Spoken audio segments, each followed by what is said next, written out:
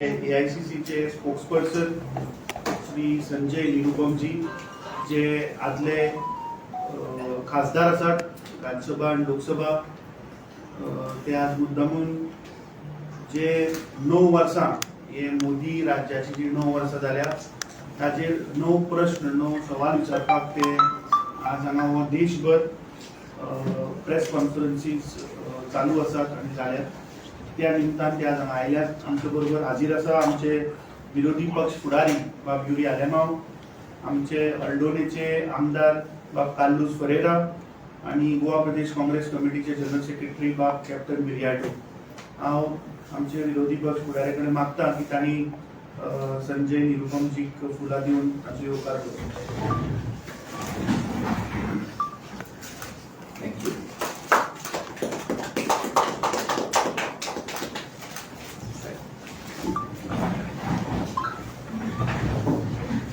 मागता संजय निरुपमजी की तांणी आपले विचार आणि जे प्रश्न आसात ते तुमच्या मुखार दवरचे. सगले गोयनकारांक नमस्कार. आज AICC के तरफ से पूरे देश में 35 शहरों में 35 सिटीज में प्रेस कॉन्फ्रेंस हो रही है और उसी सिलसिले में मैं आज यहाँ पणजी में आप लोगों के साथ बात करने के लिए भेजा गया हूँ.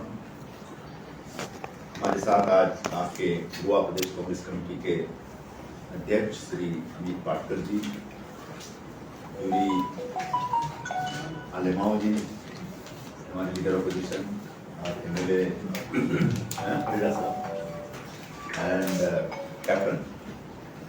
कैप्टन साहब, गोवा के सभी प्रेस के हमारे साथी. पता नहीं इसमें से कितने पुराने लोग हैं. जब पुराने लोग होंगे तो मुझे पहचानते होंगे. मैं 2007 में 2007 में जब कांग्रेस की सरकार आई थी ना, तो लगभग 2 महीने तक कंटिन्यूअस AICC ऑब्जर्वर के तौर पर यहाँ काम करता था और रेगुलर मीडिया से भी बातें करता था. और बहुत दिनों बाद गोवा आया हूँ. गोवा प्रेस को मैंने स्टार्ट करने का मौका मिला है. तो 9 साल हो गए मोदी सरकार के आज के दिन, और इस मौके पर बीजेपी और मोदी सरकार बहुत जश्न मना रही है. क्योंकि निश्चित तौर पर ऐसे वक्त पर एक हम लोगों का ये धर्म बनता है, फर्ज बनता है कि इस सरकार से सवाल पूछे जाए कि 9 साल में आपने क्या क्या किया और क्या रह गया. कभी भी कोई भी सरकार का एक कामकाज पूरा होता है तो क्या खोया क्या पाया, actually what have you achieved, इस तरह का एक सवाल उठाया जाता है. तो हम तो 9 सवाल लेके आए हैं, लेकिन अगर पूछना हो तो 900 सवाल पूछे जा सकते हैं. लेकिन 900 सवाल पूछेंगे तो आपके पास जगह नहीं रहेगा छापने के लिए, दिखाने के लिए. हमने उसको समराइज करके 9 क्वेश्चंस में उसको कोशिश की आपके सामने रखने का. पहला जो क्वेश्चन है that is with regard to economic issues. Modi government is completely failed as far as economic front is concern. आर्थिक मोर्चे पे मोदी सरकार पूरी तरह से फेल हुई है.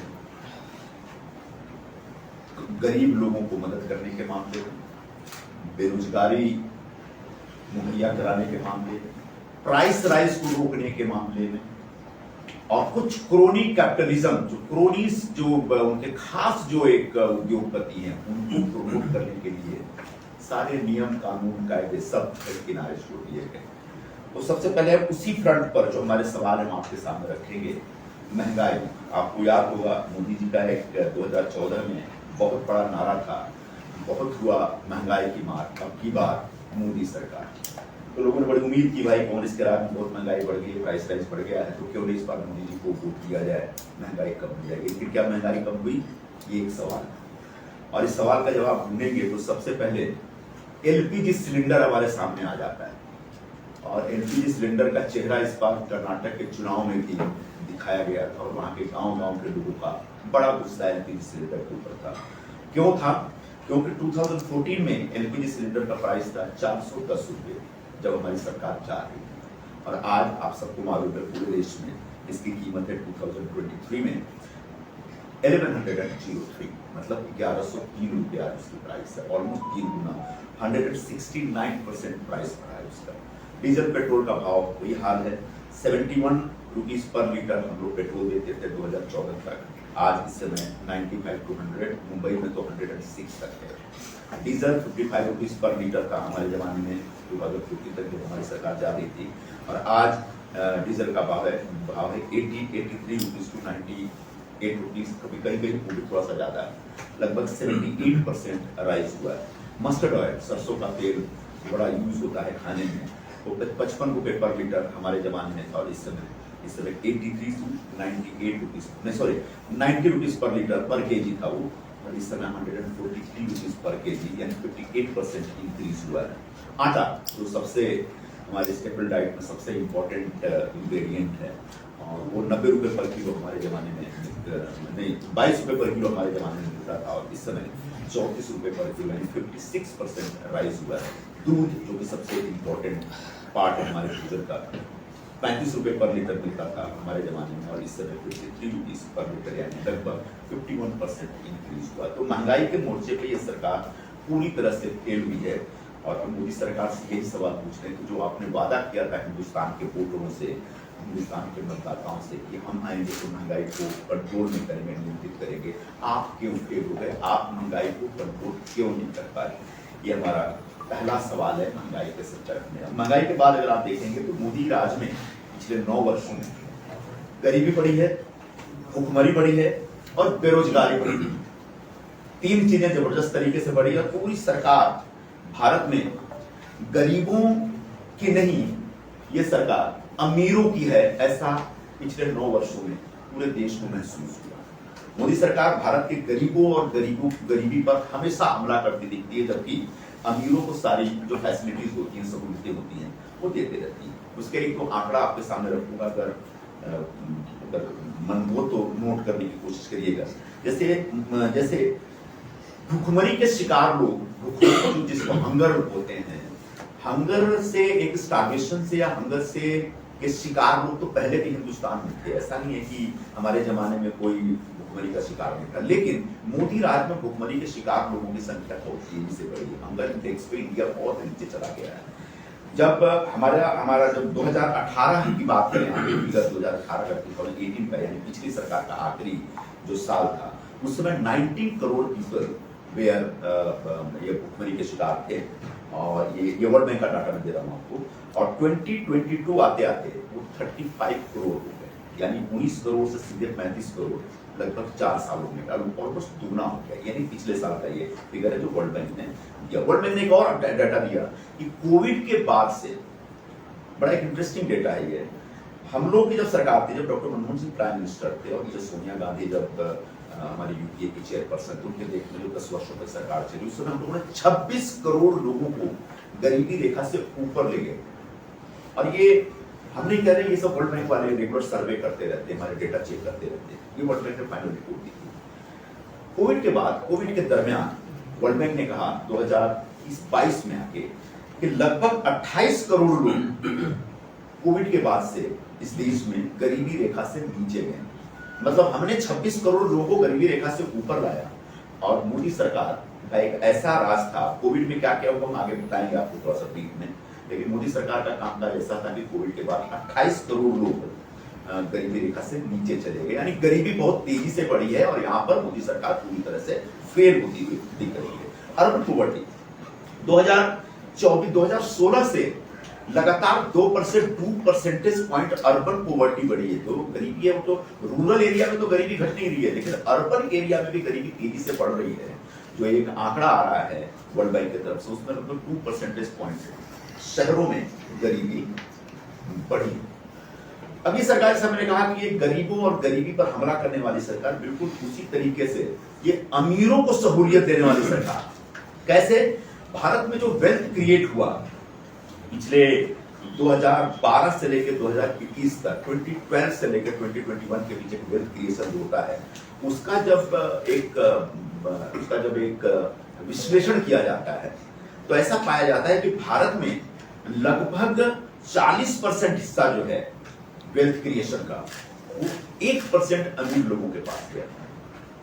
हमारी सरकार की कोशिश होनी चाहिए, एडमिनिस्ट्रेशन की कोशिश होनी चाहिए, गवर्नेंस का जो एक टारगेट होना चाहिए, whatever wealth we are creating, it should be equally distributed among the poor and the rich people. लेकिन मोदी सरकार का कामकाज ऐसा था कि जितना वेल्थ क्रिएट होता है उसका 40% हिस्सा 1% अमीर लोगों के पास जाता है। ये सरकार के अपने इकोनॉमिक सर्वे के अंदर भी इसका डिफरेंस आता है। 2020 और 22 के बीच जब लोगों की नौकरियां जा रही थी, आपने याद होगा 2020 में जब कोविड आया तो लोगों को बड़े पैमाने पर नौकरी चली गई, सैलरी कट हो गया, वर्क फ्रॉम होम हो गया, और छोटे छोटे जो वो थे कारखाने थे वो बंद होने लगे डिमोनेटाइजेशन के बाद, जीएसटी आने के बाद।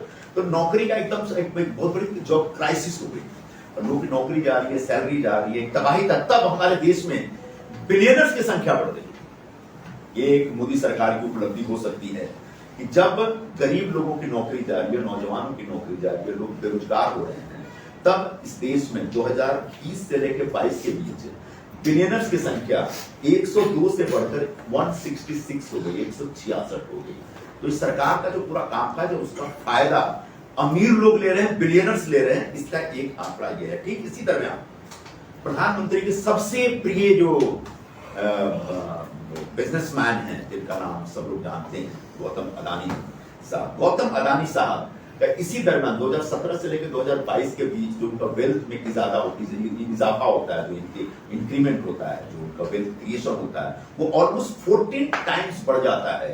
वो 2017 में पूरी दुनिया के 106 नंबर के अमीर थे और 2022 आते आते वो दूसरे नंबर, पूरी दुनिया में दूसरे नंबर के अमीर हो जाते हैं। तो ये पूरे मोदी सरकार के कामकाज में चंद अमीरों को लाभ मिलता है और गरीब बेचारे और गरीब होते चले जाते हैं। जो नौकरी के लिए तरस रहे हैं तो बेचारे और भी तरसते रह जाते हैं। पिछले 7 सालों में 7 साल पहले एक नया कानून बना जिसको IBC कहते हैं, इंसॉल्वेंसी एंड बैंक्रप्सी कोड। इसके बारे में अगर आप लोग को नहीं पता होगा तो बताता हूँ कि इंसॉल्वेंसी एंड बैंक्रप्सी कोड के तहत अगर कोई कंपनी चला रहा है, अगर वो चला नहीं पा रहा है तो he can approach for the liquidation. ये बड़ा अच्छी सोच के साथ आया था, लेकिन इस IBC के जरिए जो NCLT national capital company law tribunal जो बना, जो कोर्ट बना, इस IBC के जरिए लगभग 11 लाख करोड़ रुपए के कर्ज जो बड़े बड़े उद्योगपति थे, कारखानेदार थे, उनका कर्ज माफ किया गया। मतलब हमारा कहने का आशय ये है कि सरकार ने पूरे 9 वर्षों तक लगातार अमीरों को कानूनी या गैर कानूनी ढंग से लाभ पहुंचाया, गरीबों के ऊपर हथौड़ा चलाया, उन्हें अटैक किया। अब आते हैं बेरोजगार। इसमें अमीरों को लाभ पहुंचाने का एक दूसरा समय है जिसकी चर्चा अभी परसों प्रधानमंत्री जी अपने विदेश दौरे में कर रहे थे कि हमारे देश में सबसे कम कॉर्पोरेट टैक्स। जब हमारी सरकार थी तो उस समय कॉर्पोरेट टैक्स हुआ करता था 30%। मोदी सरकार ने उसको घटा के कॉर्पोरेट सेक्टर के दबाव में उसको घटा के 22% कर दिया और बड़े गर्व से कहा कि हमारे यहाँ लोएस्ट कॉर्पोरेट टैक्स है। लेकिन इस कॉर्पोरेट टैक्स को घटाने से 1.84 लाख करोड़ का रेवेन्यू लॉस हुआ है। ये वो बताना भूल गए। वे बताना चाहते हैं कि अमीरों को लाभ पहुंचाने के लिए अपना टैक्स लॉस, रेवेन्यू लॉस भी सरकार झेल रही है। बिल्कुल उसी तरीके से जो GST आया था, जो कि बहुत ही एक बड़ा कॉम्प्लिकेटेड GST और बहुत जल्दीबाजी में और जैसे तैसे बनाई गई GST। और GST के बारे में अगर आप पूछे कैसे जैसे तैसे बनाया हुआ, तो GST इस तरह से लाया कि 2017 से लेकर 22 के बीच GST में GST को चेंज करने के लिए 869 नोटिफिकेशन, 143 सर्कुलर्स और 38 ऑर्डर्स नए दिए गए। तो उस GST का जब हिसाब किताब देखा गया तो लगभग 64% GST is coming from the 50% population of this country, जो एक लोअर लेवल के जो लोग, जो गरीब लोग हैं, नौकरी करने वाले, साधारण जॉब करने वाले लोग हैं, कारखाना वाले, फैक्ट्री चलाने वाले, ऐसे लोग जो पूरे हिंदुस्तान के पॉपुलेशन के 54% लोग are contributing to the GST as 64% of the total collection. Why the 1% जो सबसे अमीर लोग हैं हिंदुस्तान में, वो लोग सिर्फ 4% GST दे रहे हैं। मतलब GST की भी जो मार पड़ी है वो अमीरों पे नहीं पड़ी, साधारण सामान्य लोगों के ऊपर पड़ी। अब आते हैं बेरोजगारी। अनएम्प्लॉयमेंट, ये मोदी सरकार ने कहा था कि जब हमारी सरकार आ जाएगी तो हर साल 2 करोड़ लोगों को रोजगार देंगे। सबको याद होगा, पूरे देश को याद है आज भी, और एकदम ताजा मामला है। लेकिन क्या इस सरकार ने बेरोजगारी दूर करने का कोई प्रयत्न किया या उसमें कामयाबी मिली? बिल्कुल नहीं मिली, बल्कि बेरोजगारी और बढ़ी। डिमोनेटाइजेशन, GST और कोविड के बाद से बड़े पैमाने पर बेरोजगारी बढ़ी है। सरकार ने लोकसभा में, बिहार में लोकसभा में सरकार का अपना आंकड़ा, सरकार से पूछा कि कितने लोगों ने आपसे जॉब मांगा पिछले 5-6 सालों में। 2022 तक कितने लोगों ने जॉब मांगा? 2022 में लोकसभा में सरकार के एक मंत्री जवाब देते हैं कि लगभग 22 करोड़ लोगों ने नौकरी के लिए एप्लीकेशन दिया। मतलब जो एम्प्लॉयमेंट एक्सचेंजेस होते हैं उसमें जो नौकरी के लिए सरकारी जॉब के लिए जो एप्लीकेशन आते हैं उसमें 22 करोड़ लोगों ने जॉब मांगा। और उसमें कितने लोगों को जॉब दिया गया, सरकार से पूछा गया तो लोकसभा में सरकार ने बताया कि 7 लाख लोगों को अपने नौकरी। कहा था कि हर साल 2 करोड़ लोगों को नौकरी, और वो सिर्फ 7 लाख लोगों को नौकरी दे पाए। बड़े पैमाने पर इस समय पीएसयू पब्लिक सेक्टर जो सरकारी कंपनियां बेची जा रही हैं, वो कंपनियां बेची जा रही हैं। लगभग 245 पीएसयू हैं, सरकारी कंपनी है सेंट्रल गवर्नमेंट, जिसमें से 188 पीएसयू ऐसे हैं जो प्रॉफिट दे रही हैं और लगभग 2.5 लाख करोड़ का प्रॉफिट वो देती हैं। अगर लॉस मेकिंग को पीएसयू को 15,000 करोड़ का ऐसे पीएसयू को बेचा जा रहा है, उनको डाउनसाइज किया जा रहा है। डाउनसाइज मतलब क्या? उनके स्टाफ की संख्या कम की जा रही है, छोटी की जा रही है। तो ऐसे पीएसयू में पहले लगभग 13 लाख जॉब हुआ करते थे, आज सिर्फ 8 लाख जॉब है। लगभग 5 लाख जॉब खत्म हो गए। जो जॉब इस देश के नौजवानों को मिल सकता था, एजुकेटेड बच्चों को मिल सकता था, वो जॉब एकदम पूरी तरह से एबॉलिश कर देगा। रेलवे सबसे बड़ा जॉब क्रिएटर था। रेलवे में कभी 18 लाख जॉब्स हुआ करते थे, मोदी सरकार के आने के बाद पिछले 9 वर्षों में अब सिर्फ 12 लाख जॉब रह गए। मतलब 6 लाख लोगों को नौकरी से निकाला गया, रिटायर हो गए, जो भी हुआ उसके बाद वो जॉब ही एबॉलिश कर दिया गया, वो पोस्ट एबॉलिश कर दिया गया। Only 12 lakh people are getting job in railway, earlier it was 18 lakh. तो कैसे जॉब क्रिएशन की जगह कैसे जॉब डिलीशन हो रहा है, नौकरियों को कैसे खत्म किया जा रहा है, पदों को कैसे पूरी तरह से खत्म कर दिया जा रहा है, ये मोदी सरकार की एक बहुत बड़ी उपलब्धि है। सेंट्रल गवर्नमेंट में इस समय जो जगह खाली है नौकरी के लिए, भाई एक तो जॉब क्रिएशन होना चाहिए, दूसरा जो जॉब है उसका डिलीशन नहीं होना चाहिए, कोई से खत्म मत करिए, तीसरा जो जॉब है कम से कम वहां तो आप भर्ती करिए, रिक्रूटमेंट करिए। इस समय सेंट्रल गवर्नमेंट के पास 9.79 लाख पोस्ट खाली है, but this government is not fulfilling those post. एक पंजाब के कवि थे अवतार सिंह पास, उन्होंने बड़ी अच्छी कविता लिखी थी, एक लाइन सुनाऊंगा, ज्यादा आपको बोर नहीं करूंगा। उन्होंने कहा कि सपना देखना और सपना टूट जाना उतना खतरनाक नहीं होता, उससे ज्यादा खतरनाक होता सपना नहीं देखना, सपना देखना ही छोड़ देना। आपके सपने पूरे नहीं होते, ठीक है, संघर्ष करिए, लेकिन आप सपना देखना ही बंद कर देते हैं। ये मैं कविता इसलिए सुना रहा हूं कि एक बहुत खतरनाक ट्रेंड हमारे देश में मोदी के राज में आया है, वो ये है कि जॉब की एस्पिरेशन। आज के नौजवानों में पहले जो जॉब के एस्पिरेशन थी या नौकरी चाहिए, हमको नौकरी मांगते थे, वो उसका परसेंटेज था 2014 में 53%, यानी सारे अनएम्प्लॉयड में से 53% लोग कहते थे कि हमको जॉब चाहिए, दे अप्लाई करते। मोदी जी के राज में अभी 2022 में जो लेटेस्ट फिगर आया है वो है कि अब ये जॉब एस्पिरेशन रखने वाले यूथ का जो परसेंटेज है दैट इज 48%। मतलब लोगों ने अब जॉब का मतलब इतना थक गए हैं लोग, अब आज के नौजवान मोदी सरकार से जॉब की अपेक्षा करना मतलब उन्हें अब सपना देखना ही बंद कर दिया है, ये हमारा कहने का आशय है। तो बेरोजगारी के क्षेत्र में किस तरह से सरकार पूरी तरह से फेल हो गई है ये हम बताएं। और जिसमें हायर डिग्री रखने वाले जो यूथ हैं उसमें इस समय 48% यूथ अनएम्प्लॉयड है। तो 2017-18 के बाद से रेगुलर जॉब करने वाले और कैजुअल जॉब करने वालों को भयंकर फर्क आया। उस समय जो रेगुलर जॉब करने वाले लोग ज्यादा थे, उनका परसेंटेज कम हुआ, कैजुअल जॉब करने वालों का परसेंटेज, इसका मतलब हायर एंड फायर की समस्या ज्यादा बढ़ रही है हाल के दिनों में।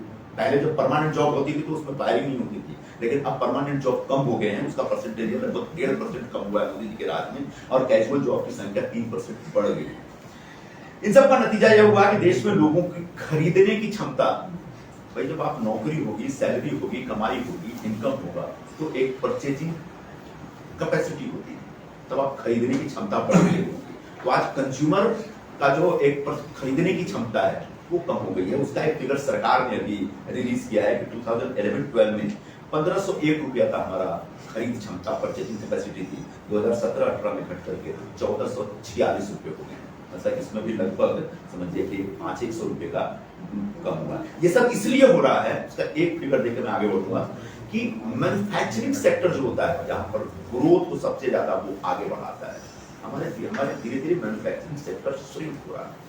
मैन्युफैक्चरिंग, मेक इन इंडिया और पता नहीं स्किल इंडिया क्या क्या चीजें अनाउंस की गई हैं, but as a matter of fact manufacturing is going down in India. इसका इकोनॉमिक सर्वे में फिगर दिया गया कि जो जीडीपी का रेशियो होता है, जो हमारे पूरे देश में जो उत्पादन होता है, उसमें जो मैन्युफैक्चरिंग का कंट्रीब्यूशन था 2015 में 15%, 15.6% था, 15.6% था जीडीपी में मैन्युफैक्चरिंग का कंट्रीब्यूशन।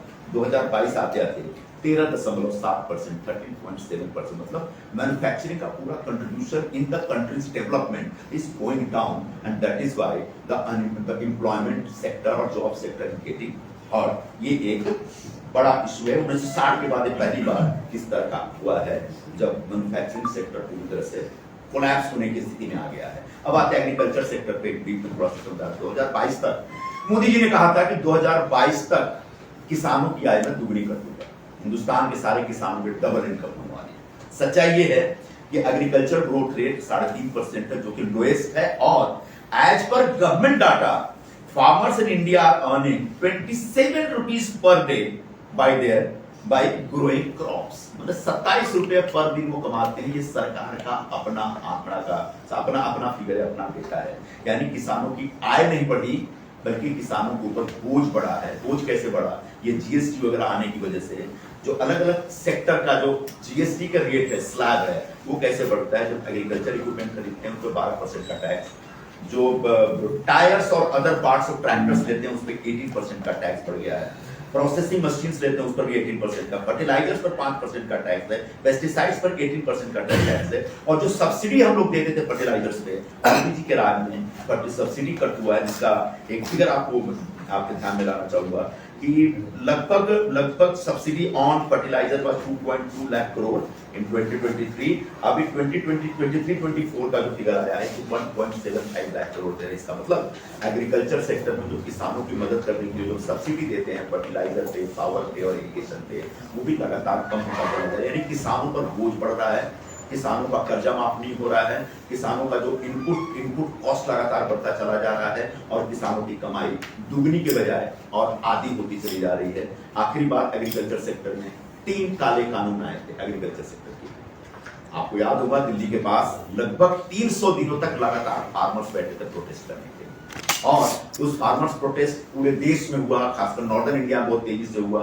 उसमें 700 किसानों की जान चली गई थी उस पूरे प्रोटेस्ट में। उसके बाद मोदी सरकार दबाव में आकर के तीनों कानून वापस लेती। तीनों कानून वापस लेते समय मोदी सरकार ने किसानों से कुछ वादे किए थे। मैं उन वादों को आज जब 9 साल पूरा हुआ है तब याद दिलाऊंगा, क्योंकि वो वादे 1.5 साल पहले दिए गए थे यूपी इलेक्शन से पहले। वो वादे क्या थे? एक तो लीगली गारंटेड एमएसपी, एक लीगल फ्रेमवर्क एमएसपी पे बनाएंगे। दूसरा था रेंट ऑन लैंड, उसका एश्योर्ड प्रोक्यूरमेंट देंगे, लोन वेवर्स देंगे, reduction in the input prices देंगे। 1.5 साल हो गए, 4-5 वादों में से एक भी पूरा नहीं हुआ। यानी किसानों को झूठ बोला गया, किसानों से झूठ बोला गया। मोदी सरकार ने झूठ बोल के आज तक किसानों का हित में जो काम होना चाहिए था वो नहीं किया। बार बार मोदी सरकार दावा करती है कि साहब पिछले जो सरकार थी कांग्रेस में उन्होंने बड़ा करप्शन किया, हम करप्शन नहीं करते। तो क्या मोदी सरकार पिछले 9 वर्षों तक करप्शन फ्री है? क्या करप्शन नहीं हुआ? ये एक बड़ा सवाल। सच ये है कि मोदी सरकार के जमाने में पिछले 9 वर्षों में बड़े बड़े करप्शन हुआ, जिसका पहला एग्जांपल तो रफाल है। जो फ्रांस से जो फाइटर जेट खरीदा गया, उसमें कितना बड़ा घोटाला हुआ सबको मालूम है। पिछले इलेक्शन के समय में बहुत बड़ा मुद्दा, लेकिन इनका सीएजी कुछ करता है, सुप्रीम कोर्ट भी इस तरह से मैनेज करते हैं कि भाई उनके सारे हमारे पिटीशन को ही उड़ा दिया जाता है। रफाल का घोटाला पूरे देश के सामने एकदम सबने साफ देखा। फ्रेंच जर्नलिस्ट बताते हैं कितना कमीशन दिया गया है इंडिया में लोगों के पास, कौन कौन से लोग। तो अब उसके बाद दूसरा जो करप्शन का मुद्दा इस समय निकल के आया है वो है अदानी पैसे। गौतम अदानी रातों रात इतने बड़े आदमी बन गए।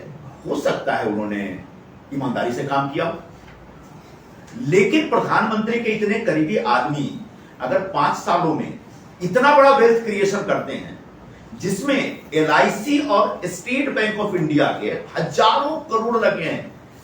जैसे एक संस्था के 45,000 करोड़, दूसरी को 35,000 करोड़ लगे, पता नहीं अब कितने बैंकों के पैसे हैं। उसके बाद रिपोर्ट आती है कि भाई ये पूरा फर्स्ट है, शेयर मार्केट में मैनिपुलेशन है। मॉरिशस का जो ऑफशोर कंपनी है उस रूट के जरिए बड़े पैमाने पे ब्लैक को व्हाइट किया जा रहा है। और इस पूरे प्रकरण पे अगर मान लिया जाए, मोदी कहते हैं कि नहीं अदानी सही है, हमारा दोस्त है, इसने कुछ गलत नहीं किया है, मान लिए दाल में कुछ काला नहीं है, तो इस पूरे मामले पे कांग्रेस ने और तमाम अपोजिशन पार्टियों ने कहा कि इस पर जेपीसी बैठाइए, ज्वाइंट पार्लियामेंट्री कमेटी, पता चले कि आखिर स्टेट बैंक ऑफ इंडिया का कितना पैसा इसमें गया और आज उस पैसे की क्या पोजीशन है, उस फंड की क्या इन्वेस्टमेंट, ये अपनी पोजीशन क्या है, whether it is increased or decreased। LIC जिसमें 30 करोड़ पॉलिसी होल्डर्स के, हिंदुस्तान के पॉलिसी होल्डर्स का पैसा है, LIC कहती है कि नहीं, हमने जो इन्वेस्टमेंट किया है वो और बढ़ा है, घटा नहीं है, ये LIC कह रही है। SBI भी इस तरह से दावा करता है। हमने डिमांड की कि इसके ऊपर अगर सब कुछ ठीक है और अदानी जी सही है और मोदी जी भी सही है और कोई घोटाला नहीं हुआ, तो फिर प्रोबेटी के खिलाफ क्यों जा रहे हैं, जांच के खिलाफ क्यों जा रहे हैं?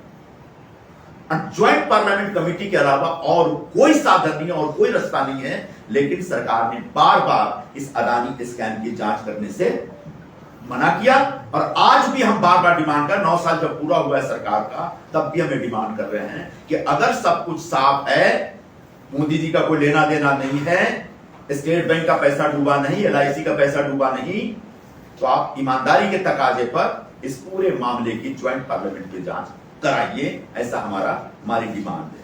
इस बीच अदानी से पहले कई नाम निकल के आते हैं, नीरव मोदी, मेहुल चोकसी, विजय माल्या, एक गुजरात का था संजय सेरा, बड़े बड़े सब गुजराती टाइप के बिजनेसमैन लोग, इन लोगों ने मेजरली बैंक फ्रॉड किया, डिफॉल्ट किया और ऐसे डिफॉल्टर भाग गए। हमारा मोदी जी से सवाल है, 56 इंच के सीना वाले आदमी हैं, आप कहते हैं कि आपके राज में कोई गलत नहीं कर सकता, कोई भ्रष्टाचार नहीं कर सकता, ये कैसे भाग गए? और इन्होंने 68,000 करोड़ का बैंक डिफॉल्ट किया और 68,000 करोड़ जो बैंक का डिफॉल्ट किया वो किसका पैसा था? हमारा आपका सबका पैसा था, इस देश के सामान्य लोगों का पैसा था। वो पैसा डुबा करके ये डिफॉल्टर भाग गए। हमारा पहला सवाल है, भागे कैसे? और भागे तो उसको लाओगे कैसे? लाओगे कि वापस नहीं लाओगे, ये बताओ। और जो पैसा उनने डुबाया वो पैसा वसूलने का क्या मैकेनिज्म है, क्या तरीका है? मोदी सरकार इस सवाल के जवाब में कुछ नहीं बोलती और कोई ठोस कदम उठाते नहीं दिखते। अभी तो हाल में दिखा कि चोकसी को किसी एंटीगुआ का सिटीजनशिप मिलेगा और एंटीगुआ की सरकार ने कहा है कि वो चोकसी को हाथ लगाने के लिए कोई नहीं आएगा। विजय माल्या शान से लंदन में रह रहा है, no action is being taken against him. Nirav Modi पता नहीं कौन सा किस तरह का जैकेट पहन के लंदन की सड़कों पे घूमता रहता है, no action is being taken against him. Why? That means prime minister Modi is patronising this people, this defaulters, जिन्होंने हमारे सरकारी बैंकों के पैसे को डिफॉल्ट किया है। ये हमारा, और ये पैसा इसी तरीके से भ्रष्टाचार में 2 और मुद्दे हैं करप्शन वाले इशू पे। एक PM cares fund, PM cares fund Covid के बाद क्रिएट हुआ, ऐसा कहा जा रहा है, उनकी वेबसाइट से पता चलता है कि 10,000 करोड़ उसमें जमा है। अकेले इस देश में पीएम केयर फंड है जिसकी ऑडिटिंग नहीं होती। वो पैसा कहां से आ रहा है और कहां जा रहा है सरकार कभी बताती नहीं। And nobody is allowed to ask question. Nobody is allowed to scrutinize it. ये अपने आप में एक स्कैम है। सरकारी अमली जामा पहना करके एक स्कैम किया जा रहा है, भ्रष्टाचार किया जा रहा है। क्या इस पैसे का इस्तेमाल बीजेपी के प्रचार के लिए या प्रधानमंत्री के अपने कार्यक्रमों के प्रचार के लिए हो रहा है? ये एक सवाल है। हो सकता है गलत है, लेकिन कम से कम सरकार बताए तो। सरकार छुपा क्यों रही है? बिल्कुल उसी तरीके से इलेक्टोरल बॉन्ड्स में किसका पैसा आ रहा है, कितना पैसा आ रहा है और क्या कारण है कि सबसे ज्यादा पैसा बीजेपी के पास आ रहा है। 2000 इलेक्टोरल बॉन्ड्स में 9,191 करोड़ आया, जिसमें 57% has been given to BJP की टीम।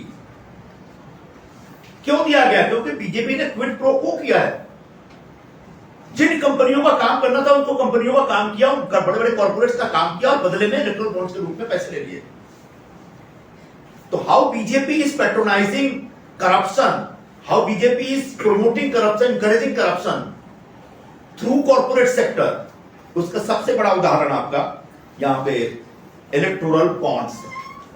तो करप्शन के सेक्टर में, करप्शन के मामले में पूरी तरह से फेल हो गई है सरकार। और ऐसे बहुत सारे इश्यूज है करप्शन के बारे में, बाकी भी मैं इतना ही भी बताता हूं।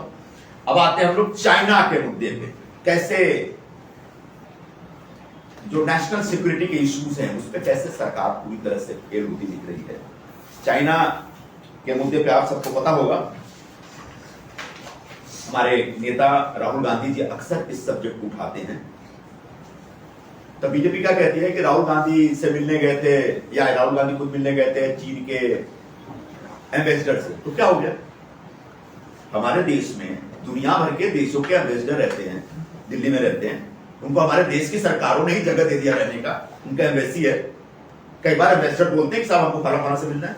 हम लोग को, जब मैं एमपी था तो हम लोग को बुलाया जाता था, अलग अलग एम्बेसी में खाना खिलाया जाता था, हमारे साथ वो इंटरैक्ट करते थे अलग अलग विषयों के ऊपर। मिलना कोई बात नहीं है। राहुल गांधी का सवाल उठा रहे हैं कि भारत और चीन की जो सीमा है वहां पर लगभग 1500 किलोमीटर जमीन जो हमारी थी वो चीन ने अपने कब्जे में ले लिया है। ये गलवान घाटी की कहानी आपने सुनी होगी, पेगोंग त्सो की कहानी सुनी होगी, गोगरा फोर्स की कहानी सुनी होगी, हॉट स्प्रिंग की कहानी सुनी होगी। ये सब ऐसे हमारे बॉर्डरिंग एरिया है जहां पर चीन और हिंदुस्तान की सेना आज दूसरे के आमने सामने खड़ी है। हमारे फौज के ऊपर हमको बहुत फक्र है, लड़ते हैं, लेकिन कई बार ऊपर वालों को रोक देते हैं और वो घुस करके हमारे क्षेत्र में घुसते हैं और हमारी जगह पे कब्जा करते हैं। डोकलाम वगैरह आपने सुना होगा। ऐसे 1500 किलोमीटर इंडियन टेरिटरी के ऊपर चीनी कब्जा है और भारत सरकार कुछ नहीं कर पा रही है। इस बीच 18 मीटिंग्स हुए हैं इंडो चाइना ऑफिसर्स के बीच, डिप्लोमेट्स के बीच, लेकिन चाइना ने कभी भी भारत की डिमांड को एक्सेप्ट नहीं किया। अब हम चाहते हैं कि प्रधानमंत्री इस पर चुप्पी तोड़े। जब गलवान घाटी में इतना बड़ा हादसा हुआ जिसमें हमारे 20 लोग मारे गए, 20 जवान शहीद हो गए थे, तब उस समय पहली बार प्रधानमंत्री जी ने 2 लाइन बोला था कि सब ठीक है। वो 19 जून 2020 की बात है। उसके बाद से आज 23 है। इसमें चीन कितनी बार घुसा हमारे अरुणाचल के आसपास के एरिया में, आप देखेंगे तो वहां पर रोड बनाए जा रहे हैं, रेलवे बनाए जा रहे हैं, पुल बनाए जा रहे हैं, पूरी हाउसिंग कॉलोनी बन रही है वहां पे। बार बार हम लोग मुद्दा उठाते हैं, राहुल गांधी जी बहुत जोर शोर से उठाते हैं, लेकिन प्रधानमंत्री चुप है। तो हम कहते हैं प्रधानमंत्री जी चीन के बारे में इतने संवेदनशील, इतने सेंसिटिव आप क्यों हैं? चीन के बारे में कुछ भी बोलने से पहले क्यों कतराते हैं, क्यों डरते हैं, क्यों घबराते हैं, क्या मजबूरी है? आपने तो हमेशा बताया कि मैं 56 इंच वाला हूं, मैं आंख में आंख डाल के बात करने वाला हूं, बहुत दमदार हूं। लोगों ने बड़ी आपसे उम्मीद की थी कि भाई बहुत मजबूत नेता है। लेकिन आज मोदी जी के राज में जो नेशनल सिक्योरिटी का विषय है वो कहीं ना कहीं कॉम्प्रोमाइज हो रहा है। हमारे जो बॉर्डर के एरिया है वहां पर चीनी जबरदस्ती घुस रहे हैं। कुछ जगह जैसे अरुणाचल के पास एक जगह पहुंचे तो हमारे आर्मी के लोगों ने मार के भगाया भी, ऐसा नहीं है। उन जवानों का पराक्रम है, उनका पौरुष है। लेकिन सरकार के स्तर पर कहीं ना कहीं हम पूरी तरह से फेल होते चले जा रहे हैं। लगातार कॉन्फ्लिक्ट बढ़ रहा है इंडो चाइना के बीच, और उस कॉन्फ्लिक्ट को रोकने का जो एक ठोस प्रयास होना चाहिए वो प्रधानमंत्री की तरफ से नहीं होता। सोशल हार्मनी के क्षेत्र में बहुत सारी बातें हैं, लेकिन मैं 1-2 पॉइंट आपके सामने रखना चाहूंगा। खासकर मोदी जी के 9 साल में कुछ सेक्टर है, कुछ समाज का कुछ हिस्सा है जो बहुत असुरक्षित, अनप्रोटेक्टेड फील करता है, जिस पर हमेशा हमले होते हैं, अटैक होते हैं, और मोदी जी हमेशा उस पर चुप रहते हैं। दलित समाज, SC, ST, माइनॉरिटी, OBC और महिला, इन लोगों पे इनके अगेंस्ट जो वायलेंस है, जो अटैक है, जो सॉल्ट है, पिछले 9 सालों में तेजी से बढ़ा है। जैसे दलित वाले मुद्दे पर मैं आपको एक फिगर देता हूं, एक आंकड़ा देता हूं। NCRB जो नेशनल क्राइम रिकॉर्ड ब्यूरो है, जो सरकार की अपनी एजेंसी है, वो कह रही है कि atrocity cases against Dalit in 2013 was 39,327, यानी लगभग 39,000 से कम केसेस थे 2013 में दलित एट्रोसिटीज अगेंस्ट दलित।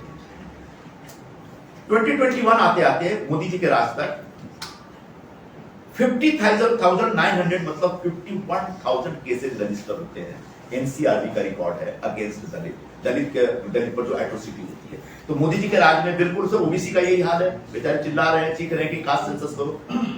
क्यों नहीं हो सकता? 2010-11 में कांग्रेस के जमाने में कास्ट सेंसस हुई थी, वो रिपोर्ट को क्यों दबा के रखा गया है? भाई राहुल जी ने कहा जिसकी जितनी आबादी है उतना उसको रिप्रेजेंटेशन मिलना चाहिए। आपने कर्नाटक चुनाव में देखा होगा। और आगे भी कांग्रेस पार्टी यही कहना चाहती है कि ओबीसी का सेंसस होना चाहिए। जितनी भी OBC community, Goa OBC community, Maharashtra OBC, देश की ओबीसी कम्युनिटी के बारे में एक उसका सेंसस करिए। और जो अगर आप नहीं कर सकते तो हमने किया वो रिपोर्ट रिलीज करिए, और उस रिपोर्ट के आधार पर उनको उनका हक मिलना चाहिए। तो उसको भी दबा के रखा गया। आदिवासियों की तो कोई चिंता ही नहीं है, सिर्फ एक आदिवासी राष्ट्रपति बना करके बैठा दिया गया है, और उसके बाद आदिवासियों का सम्मान होना चाहिए, इसकी कोई चिंता नहीं। अभी पार्लियामेंट के बारे में, न्यू पार्लियामेंट के बारे में आऊंगा जब डेमोक्रेसी सेक्टर पे बुरा नहीं बोलूंगा। तो जो फॉरेस्ट राइट एक्ट था जिसमें हम आदिवासियों को बहुत अधिकार दिए, मुझे मालूम बहुत लंबा हो रहा है, 2 मिनट में खत्म करता हूं क्योंकि इश्यूज है इंपॉर्टेंट। तो आदिवासी जो फॉरेस्ट राइट एक्ट हमने बनाया था उसको लगातार डाइल्यूट करके कैसे आदिवासी समाज का हक छीना जाए, ये पिछले 9 वर्षों में बड़ा एविडेंट हुआ है। फाइनली सीआरपी की एक रिपोर्ट है violence against women. Violence against women में 2013 में एनसीआरपी कहता है कि 2013 में 3.1 लाख 3.1 लाख केसेस थे वायलेंस के अगेंस्ट वुमेन। 2013 मोदी जी के राज में ये बढ़ के 4.31 लाख हो गया है वायलेंस अगेंस्ट। मतलब इनके राज में महिलाओं का हमले बहुत बड़े, महिलाओं का बलात्कार का विषय है। कई बलात्कार में तो इनके अपने एमपी पाए जाते हैं। एडीआर की रिपोर्ट है कि 22 एमपी एमएलए हैं बीजेपी के जिनके ऊपर बलात्कार के केसेस रजिस्टर्ड है, एग्जिस्टिंग बता रहा अभी जो है सिटिंग एमपी के लेवल। इस बीच आपने देखा होगा कुलदीप सेंगर जो यूपी में थे, वो बलात्कार के केस में सुप्रीम कोर्ट ऑर्डर पे जाते हैं। इनके एक्स मिनिस्टर है यूपी में, उनके ऊपर बलात्कार का केसेस है। अभी लेटेस्ट आपने देखा होगा जंतर मंतर पर जो हमारी ओलंपिक की मेडल वाली जो सारी हमारी पहलवान लड़कियां हैं, वो पिछले 1 महीने से धरने पे बैठी हैं। क्या कह रही है कि WFI यानी रेसलिंग फेडरेशन ऑफ इंडिया के जो चेयरमैन है, जो प्रेसिडेंट हैं बीजेपी के एमपी ब्रजभूषण शरण सिंह जी, वो सेक्सुअल हैरासमेंट करते हैं, यौन शोषण करते हैं। और तमाम लड़कियों के बारे में बताया गया कि हमारी जितनी पहलवान लड़कियां, आज तक न तो नरेंद्र मोदी जी ने कुछ बोला, न गृह मंत्री अमित शाह जी ने बोला, न बीजेपी के अध्यक्ष नड्डा जी ने बोला। बीजेपी ने कुछ बोला ही नहीं, सारी कुछ मतलब कोई उसको रिस्पॉन्स ही नहीं है। अगर आप बेटी बचाओ बेटी पढ़ाओ का जो नारा देते हैं, जिसमें कहते हैं कि स्त्रियों का सम्मान होना चाहिए, महिलाओं का सम्मान होना चाहिए, तो ये लड़कियां बेचारी 1 महीने से धरने पे बैठी हैं, तुम्हारे अपने एमपी के ऊपर आरोप लगा रही हैं, कम से कम रिस्पॉन्ड तो करो। अच्छा क्या करना भाई, आपका एमपी है, you can take action against your MP if you are sensitive about women in India, then that shows that you are not at all sensitive about the position of or the condition of women in India. सिर्फ आपका नारा है बेटी बचाओ बेटी पढ़ाओ का जो मामला है। आखिर में एक डेमोक्रेसी का विषय है। पिछले 9 वर्षों में जो लोकतंत्र का मजाक उड़ाया गया है मोदी जी के राज, कैसे चुनी हुई सरकारों को गिराया जाए, उसका सबसे बड़ा उदाहरण तो गोवा है, महाराष्ट्र है, कर्नाटक था, मध्य प्रदेश है, उधर अरुणाचल, नॉर्थ ईस्ट के कई स्टेट है। बीजेपी हार गई, उसको कायदे से जनता का फैसला स्वीकार करके अपोजिशन में बैठना चाहिए, लेकिन एमएलए को खरीदना, पहले एमएलए को डराना धमकाना, ईडी का केस, सीबीआई का केस, फिर करोड़ों रुपए खर्चा करना, जैसे कर्नाटक में कहते हैं 50-50 करोड़ रुपए एक एमएलए को दिया गया सरकार बनाने के लिए। तो पूरी डेमोक्रेसी और फेडरलिज्म का सत्यानाश किया गया मोदी जी के राज में। नया पार्लियामेंट बन रहा है, किसी को ऐतराज नहीं है, हम सब स्वागत करते हैं। सिर्फ हमने ये कहा है कि नए पार्लियामेंट का उद्घाटन राष्ट्रपति जी को करना चाहिए। क्यों? क्योंकि प्रधानमंत्री कार्यपालिका एग्जीक्यूटिव के हेड होते हैं, लेजिस्लेचर का head constitutionally as per the article 79 of Indian constitution Bharat के दोनों संसद के दोनों सदनों का जो प्रमुख है वो राष्ट्रपति है। तो राष्ट्रपति के रहते आप उनसे उद्घाटन, उनको कम से कम उनको अध्यक्ष तो बनाइए, उनको तो कम से कम समारोह में सेरेमनी में तो उनको इनवाइट करिए, let her chair that ceremony. अच्छा इतना बड़ा पार्लियामेंट बना के फायदा क्या अगर पार्लियामेंट में डिबेट नहीं हो रहा? पूरा का पूरा हाउस का सेशन खत्म हो जाता है। पहले रूलिंग एमपीज को बोलने नहीं दिया जाता। राहुल गांधी जब अदानी के मुद्दे पे सवाल उठाते हैं तो उनके उस स्पीच से उन सारे सवालों को एक्सपंज कर दिया जाता है, डिलीट कर दिया जाता है। जब देश आजाद हुआ था और जब नेहरू जी प्राइम मिनिस्टर थे तब हिंदुस्तान की संसद एवरेज 133 डेज एवरी ईयर बैठती थी। 133 डेज मतलब लगभग 1/3 ऑफ ईयर पार्लियामेंट का सेशन होता है। आजकल पार्लियामेंट का सेशन सिर्फ 60 दिन होता है, मतलब साल में 2 महीने, और वो भी 2 महीने जो सेशन होता है उसमें लोगों को बोलने नहीं दिया जाता या उनके भाषणों को, उनके स्पीचेस को डिलीट कर दिया जाता है। लोकसभा जो पिछली लोकसभा थी 16th लोकसभा, ये 17th लोकसभा है। 16th लोकसभा पूरे 5 साल में 331 दिन बैठी थी। 5 साल में पूरे 1 साल भी नहीं। तो पार्लियामेंट बनाने का क्या मतलब? ईंट और गारे और मार्बल और ग्रेनाइट डाल डाल करके आप सेंगोन डाला के आप पार्लियामेंट तो बनाए जा रहे हैं। What is the use of the parliament if the parliament is not sitting and debating? If the MPs are not allowed to express their views, if their views are not being recorded properly, if their speeches are not being deleted, then what is the use of making such a huge parliament, beautiful parliament? Welcome that parliament, but parliament should not be just a building. Parliament में लोकतंत्र को जिंदा रहना चाहिए, लोकशाही को सांस लेना चाहिए, पार्लियामेंट में लोकतांत्रिक डिबेट होने चाहिए। आज मोदी जी के राज में डिबेट पूरी तरह से खत्म हो गया है, बंद हो गया है। ये मैं डेमोक्रेसी की क्या हाल है ये बताता हूं। आखिर में आते हैं अपन कोविड का दुख दर्द तो सबने देखा, हम सबने भोगा। पता नहीं आने वाले जनरेशन को जब हम कहेंगे कि कभी हमारे देश में ऐसा समय आया था कि कोई घर से नहीं निकल सकता था, लोगों को नौकरियां छोड़ करके जाना पड़ा, बड़े पैमाने पर माइग्रेशन हो, तो शायद कोई विश्वास नहीं करेगा। लेकिन कोविड में मिसमैनेजमेंट हुआ था। पहला मिसमैनेजमेंट था लॉकडाउन। 3 घंटे 4 घंटे के नोटिस पे होता है, आज रात से सब बंद, कोई अरेंजमेंट नहीं। कभी बोलते दिया जलाओ, कभी बोलते थाली पीटो। इट वॉज मोस्ट अनसाइंटिफिक तरीका to tackle this kind of महामारी। 47 लाख लोग, वर्ल्ड बैंक की रिपोर्ट है कि 47 lakh people have died during Covid. दोनों फेज में, कभी ऑक्सीजन की कमी तो कभी दवा की कमी, या फिर एक शहर से दूसरे शहर में जाते समय कभी ट्रेन के नीचे आ गए, कभी गाड़ी के नीचे आ गए। सरकार ने आज तक उस डेटा को एक्सेप्ट ही नहीं किया। सरकार से पूछा जाता है कि कोविड के दरमियान दूसरे फेज में ऑक्सीजन की कमी से कितने लोग मरे, और we don't have any data. That is a most insensitive stand on the part of the government.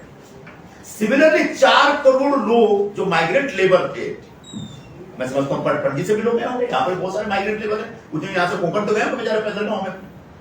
Mumbai और दिल्ली जैसे शहर से बड़े पैमाने पे गए, सारी गाड़ियां बंद, ट्रेन बंद, बस बंद, पैदल गए। आप लोगों ने देखा होगा कैसे कैसे गए। कोई साइकिल पे एक लड़की अपने बाप को लेके जा रही है,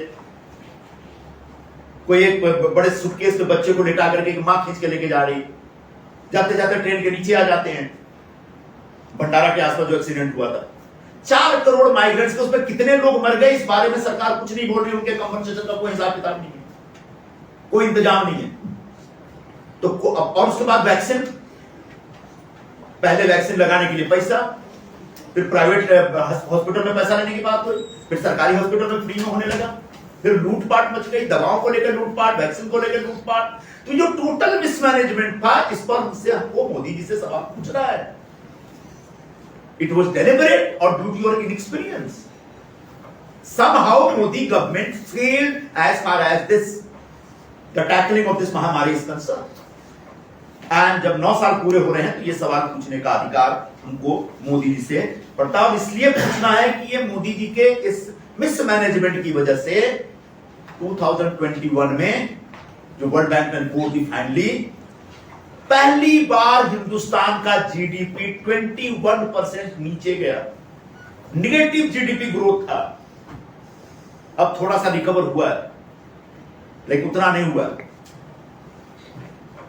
तो Modi government inefficient, insensitive and proactive for the poor rich people, और कंप्लीटली एक हेटरेट फैलाने वाली politics anti minority, anti poor, anti Dalit, anti SC, anti ST, anti OBC, anti poor, पूरे 9 साल में इस सरकार का ये पूरा कामकाज है। और इसलिए और भी बहुत सारे इश्यूज हैं, हम आपको और भी मसाला दे देंगे, आपको हमारे पास है। इसलिए आज 9 साल जब मोदी सरकार के पूरे हो रहे हैं, तब हमने सारे सवाल आपके सामने रखे हैं और हम चाहेंगे कि आपके माध्यम से ये सवाल लोगों के दिलो दिमाग में जाए। अगले साल लोकसभा का इलेक्शन है और निश्चित तौर पर लोकसभा इलेक्शन में जाने से पहले मोदी जी जो अपना एक्स्ट्रा वैकेंट तरीके से जो अपना प्रचार शुरू करते हैं और पूरा बीजेपी का जो एक इकोसिस्टम है, जो ये बताने में लगता है कि महान कार्य हो रहा है, ऐसा कोई महान कार्य नहीं हुआ। हिंदुस्तान बहुत पीछे चला गया, डेवलपमेंट के रेस में हम बहुत पीछे चले गए। हमने कहा था कि हम 5 ट्रिलियन की इकोनॉमी बनाएंगे, आप क्या बनाएंगे? ये हिंदुस्तान के लोगों का अपना पुरुषार्थ है, जिसकी वजह से उनकी पॉपुलेशन, उनकी मेहनत की वजह से इकोनॉमी में बढ़ोतरी आएगी। India has been always the third और second fastest growing economy in the world. ये आपका कोई इसमें योगदान नहीं है। हाँ, आपने क्या किया? आपने बोला था कि 100 स्मार्ट सिटी बनाएंगे 2022 तक। कहां गए स्मार्ट सिटी का? वो नारा ही भूल गए। आपने बोला था ब्लैक मनी लेके आएंगे, 15 लाख सबके अकाउंट में जाएगा।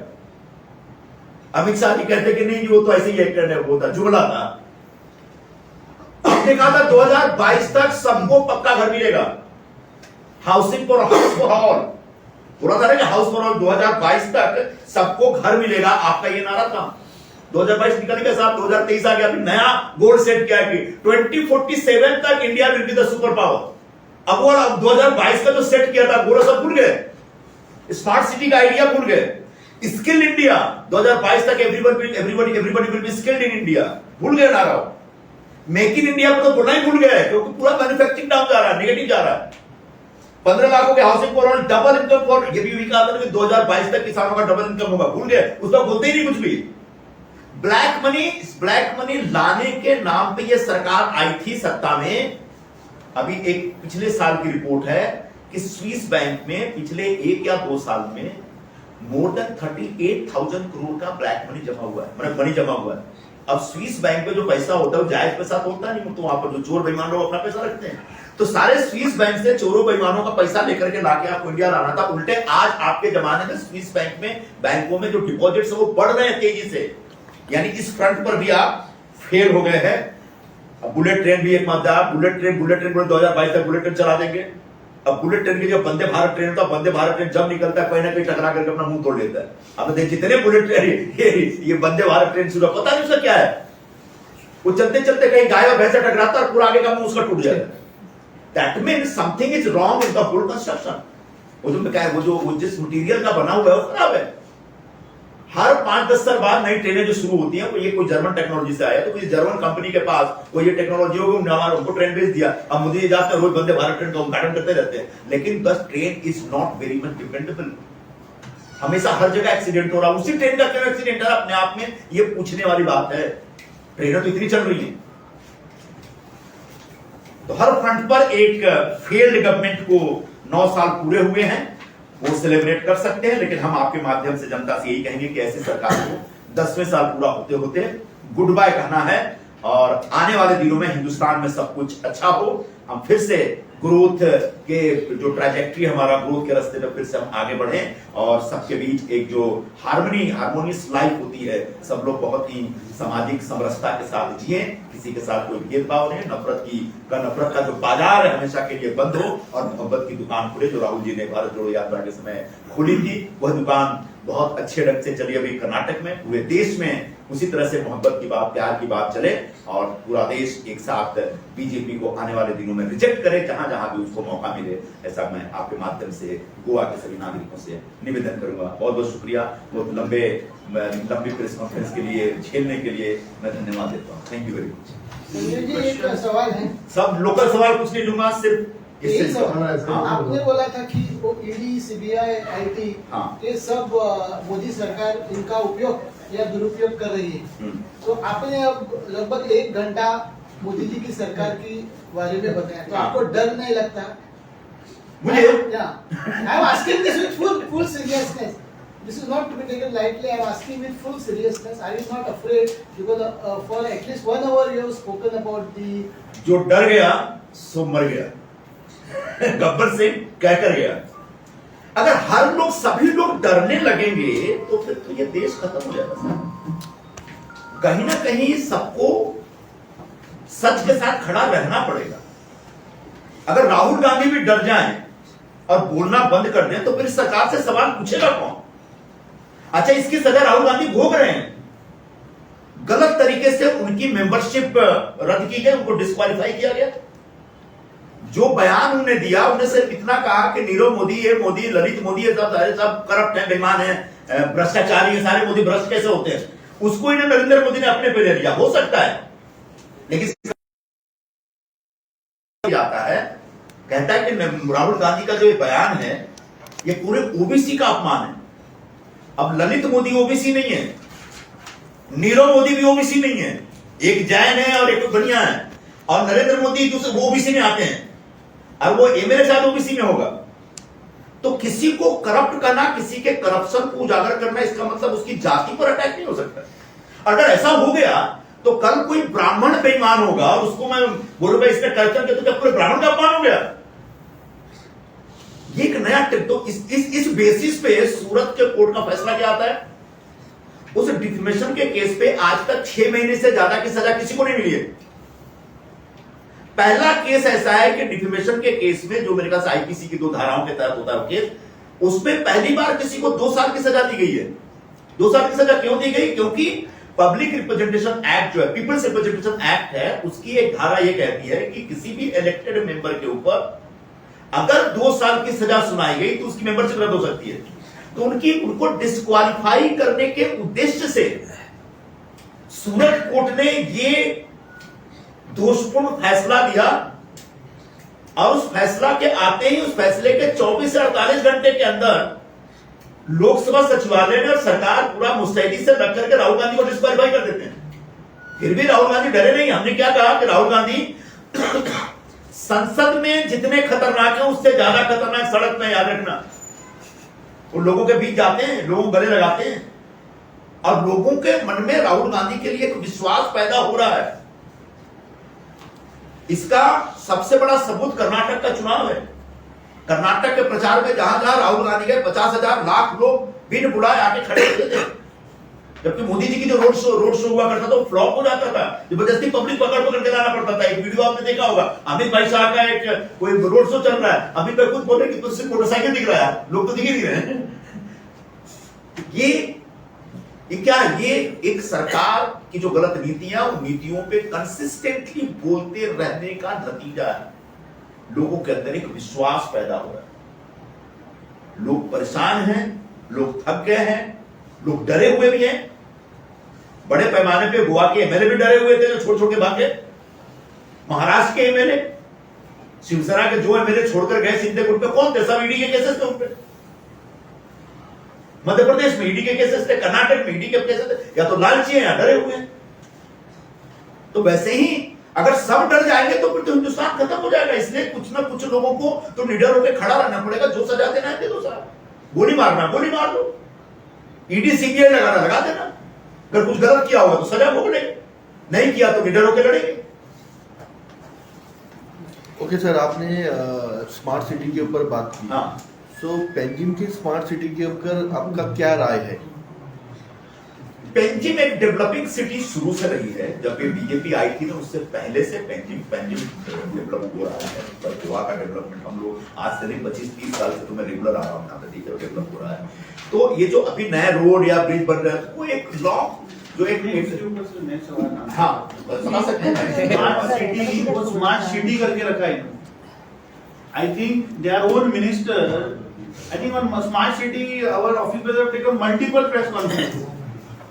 It is not smart city, it is smart city, and I think in this monsoon गोव्याच्या लोकांकडून येतलं की how that city is going to flood, and their own minister is putting a charge किती म्हणून की कन्सल्टंटांचा दिला पण 8 कोटी रुपये, that's a fraud. PWD minister goes there and says for last 25 years तो हात आडीता मरे की येदे व्हडले म्हणतो ड्रेन आसा, त्या ट्रेना भितर म्हणतो कोणा इतली माती भरल्या हात करून दाखयल्या इतली माती वयर स्लॅब आणि वयर डामर कोण आशिल्लो लास्ट 25 वर्सां I want to ask that PWD minister की पणजेचो एमएलए कोण आशिल्लो बीजेपी रूल करतात मरे Panaji so is he trying to ridicule his own government MLA of BJP Sanjay ji, you are talking time and again about this 9 years of the Modi government. Mismanagement you spoke about.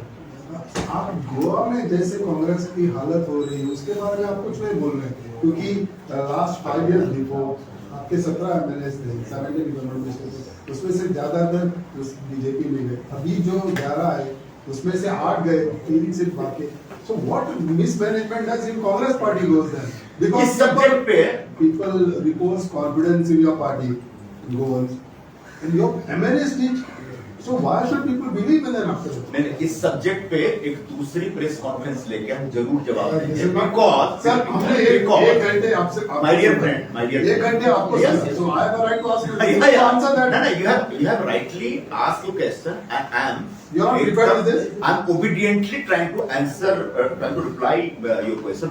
Your question is ki, what is your point of view about this defection in Goa? Of course, I I will we give don't up want to.